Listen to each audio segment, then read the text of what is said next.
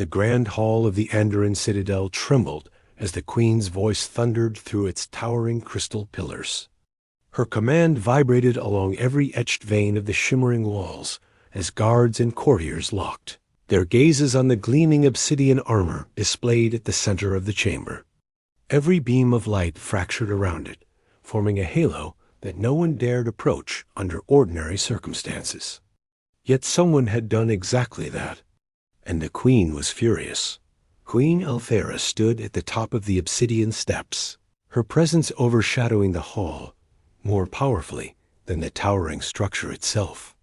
Her tall frame was wrapped in royal silver, her skin faintly marked with the starlit patterns unique to her lineage.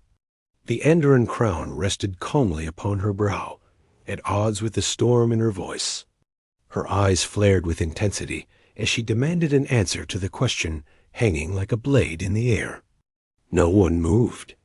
Silence engulfed the assembly. Among the gathered courtsmen, soldiers, advisors, and envoys stood a single human leaning with a kind of calm discomfort near the marble support beam. His name was Isaac.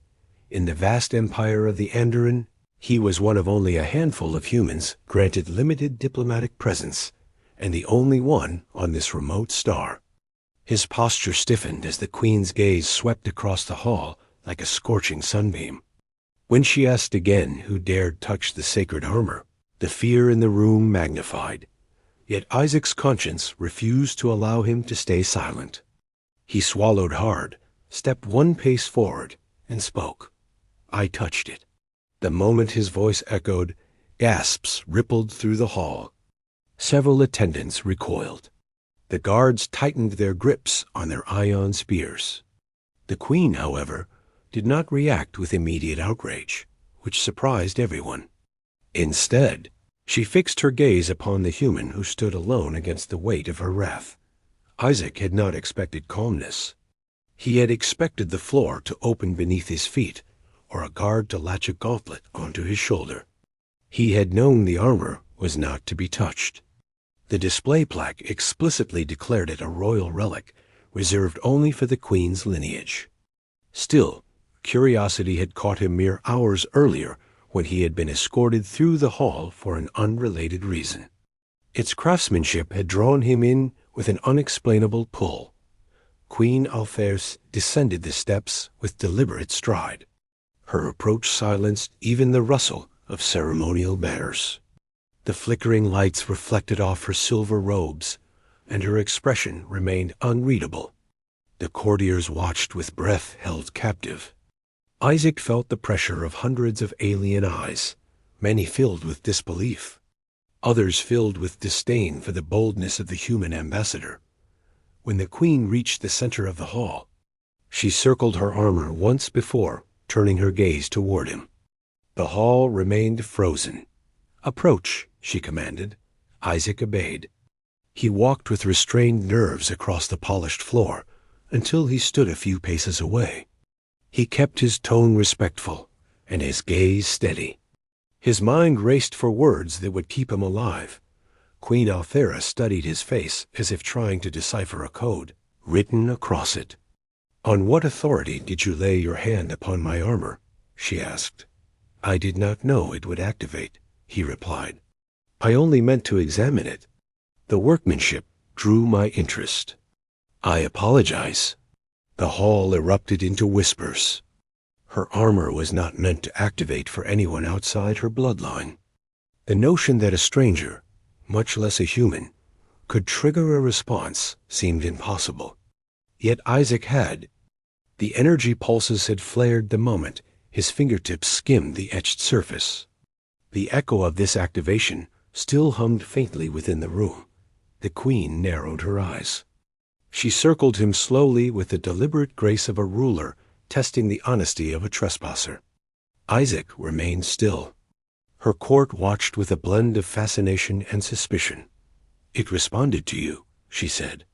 "Tell me exactly what you felt when you touched it." Isaac hesitated. It felt alive. Not in a dangerous sense. More like it recognized something. A tight murmur swelled among the onlookers. Many found the idea insulting to their traditions. Others found it impossible. Her armor, forged for her ancestors by a vanished race, had never responded to anyone else. The hall's tension grew heavier. Queen Alfera pressed a hand upon the armor herself. Its glow brightened under her touch. She turned toward Isaac. "You will explain why it reacted to you." "I don't know," he said, "but I'm willing to try." Despite his vulnerability, he did not flinch. His honesty intrigued her. She studied his simple attire, the faint dust on his boots, the calm steadiness in his posture. He did not carry the arrogance many visitors exhibited. He carried awareness, yet not fear of the truth. Without warning, the queen gestured him forward. "Come here." "Touch it again." The guards bristled. Isaac froze. "I gave you an order," her voice said without threat, simply as unyielding fact. He stepped forward until he stood beside the armor that towered over him. He raised a hand, hesitated, then placed his fingertips softly against its carved surface. A pulse of warm light burst outward. The hall once again filled with gasps. The armor accepted him. Isaac took a step back as the light faded, bewildered. The queen placed her palm upon the same spot. This time the glow sharpened, splitting into two distinct patterns, one forming from her energy, the other reflecting Isaac's prior touch. No one had ever seen such a reaction in centuries. Queen Alfera's expression shifted, becoming more contemplative than angered. She turned to the hall, "Clear the chamber." Her voice carried no aggression, yet the certainty within it triggered immediate obedience. The attendants, guards, advisors, and envoys departed until only the queen and the human remained.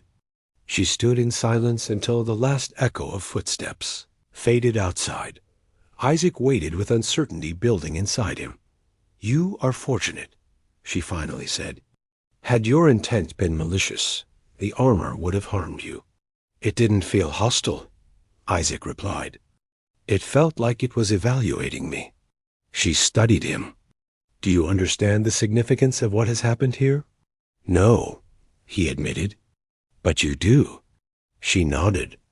"This armor responds only to those connected to my bloodline by heritage or oath. There should be no scenario in which a human fulfills either requirement." He felt the weight of her words. "Then why did it respond?" "I do not know," she said, "but I intend to find out." She stepped closer, and the light overhead reflected across her star-marked skin. Her voice softened, but lost none of its authority. "You will remain in the palace under my supervision until the truth behind this connection is discovered." "I'm not a prisoner, am I?" he asked. "You are not," she said. "But you are bound by responsibility." He nodded. He understood. The queen turned from him toward the armor, her mind racing with the implications. The Andaran Empire existed on ancient laws. Prophecies, relics, and symbols mattered. If the sacred armor had accepted a human, the implications would ripple through political and cultural factions like a storm across the horizon.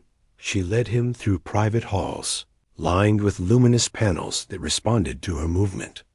They reached a chamber with long crystalline windows overlooking the spires of the citadel. The night sky shimmered with constellations unfamiliar to human science. "Sit," she said. Isaac obeyed. She began adjusting the control nodes embedded in the room. A holographic projection formed above the floor. It displayed the armor, its energy readings, and a web of glowing lines representing its ancestral code. This relic was forged during the ancient Unity era, she explained, a period when multiple species aligned under a single pact. Some of those species vanished over time. My bloodline descends from one of the elder signatories. Isaac listened carefully. The hologram rotated slowly in the air. The armor reacts only to fall. Individuals who carry either the genetic signature of my line or a binding oath made during that long era. An oath that no living being remembers the terms of. Is it possible that humans were involved? Isaac asked. No records indicate such, she said.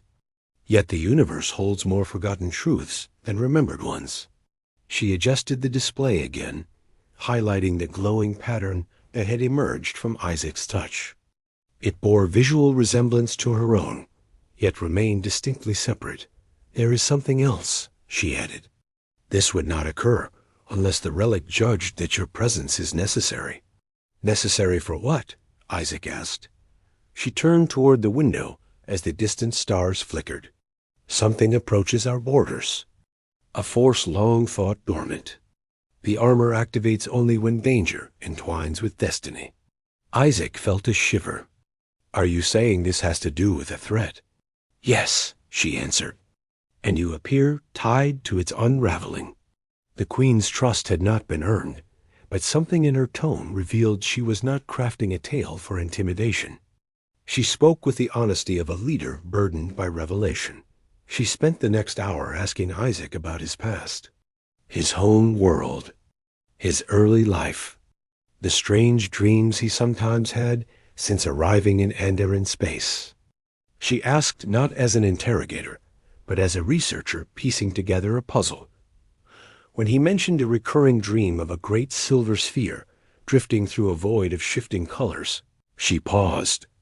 Describe it. He did. Her expression hardened with realization. That is not a dream, she said. It is a memory carried through ancestral resonance. He frowned. Humans don't have ancestral resonance. You should not, she agreed. Yet somehow you do. A silence fell between them. The Queen paced slowly. Her mind was in motion, calculating, theorizing, reaching for the you.